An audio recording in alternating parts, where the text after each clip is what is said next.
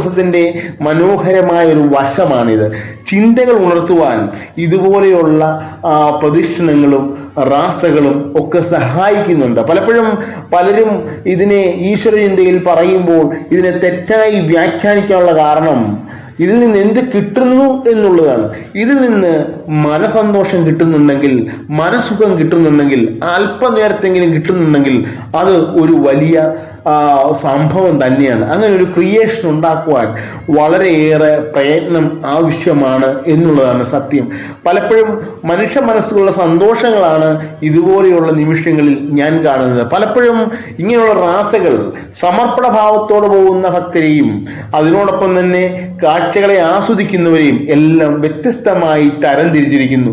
ഭക്തരുടെ മനസ്സിൽ കൂടി വരുന്ന ചിന്തകൾ ചുറ്റുമുള്ളതിനെ ഒന്നും ശ്രദ്ധിക്കാതെ അവർ ആ വിശുദ്ധ സഹദായക നാമത്തിലുള്ള ആ ആരാധനാക്രമത്തിൽ കൂടി അവർ